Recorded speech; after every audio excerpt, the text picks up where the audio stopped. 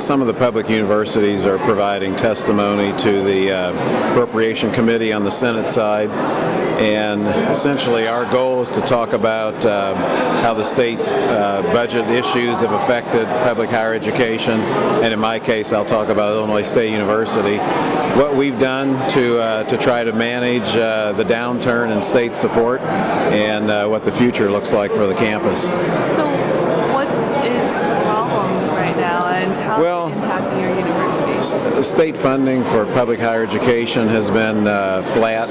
Our state appropriation this year is the same as it was in 1999, and unfortunately that means that we've raised tuition in order to offset the loss of state resources, and that's manageable, but it's making the cost of a college education more expensive. And everyone's been saying it's more of a cash flow problem instead of a budgetary problem. What do you think about that? Yeah, the primary problem this year is that the state is very slow in reimbursing us, and we're owed, my campus is owed about $59 million right now, and we are nearly at the end of the cycle. We've been paid approximately $20 million of the $79 million appropriation.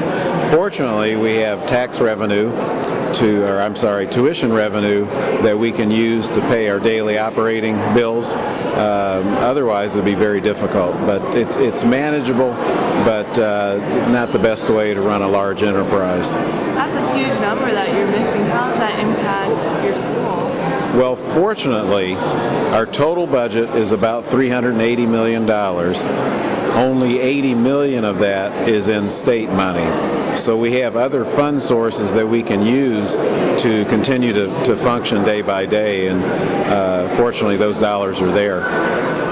Okay, and are you cutting services, or how is it affecting students? Yeah, we've made a number of cost-saving moves that I think have helped us, and in the larger picture, we've kept our long-term debt low, and that has helped us.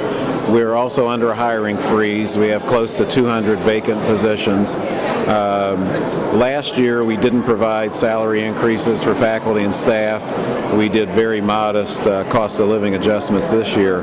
But we've simply tightened our belt. We've deferred many of our large maintenance projects. We have about $500 million in deferred maintenance that needs to be done, and we simply do the projects that absolutely have to be done right now and defer the others. So should students be expecting to pay more for less? Is that what you're saying? Well, our goal is to try to provide the same quality experience.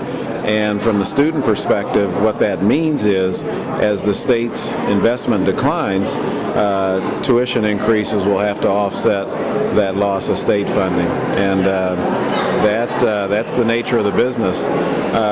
We don't want to dilute the product. That wouldn't be good for students, and it certainly wouldn't be good for the state of Illinois. And is there anything else you'd like to add?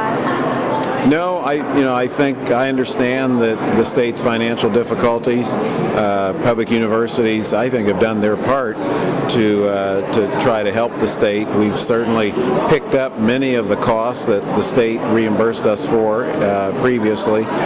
We are now paying the state's share of group health insurance. That's over $3 million a year for my campus.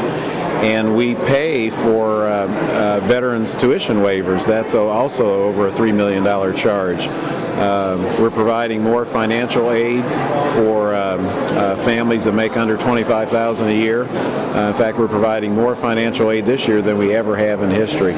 So I think we're doing what we can with the resources that are available. How are you doing that, providing that much financial aid with less money? We're making different choices with our spending plan. We've postponed a lot of the hiring that we would have done. Building projects are put on hold, and that's provided some additional dollars for need-based scholarships. This year we will put $8 million into a plan that allows us to supplement the state's MAP program. We have about 1,400 students who qualify for the MAP program. MAP doesn't completely cover cost of attendance, and that additional $8 million goes to families who make less than $25,000 a year. What is the MAP program? It's the Monetary Award Program. It's the state's need-based scholarship program. The state provides about $400 million to students who have household incomes below $45,000 a year. And those dollars are supplemented with federal funds. Those students are eligible for Pell Grants and for work study. And it's actually one of the bright spots in the Illinois budget.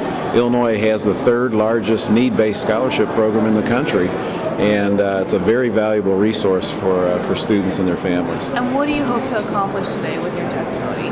Actually, what I want them to understand today is what we're doing to manage our way through the economic downturn. I will certainly advocate for more state resources for public higher education.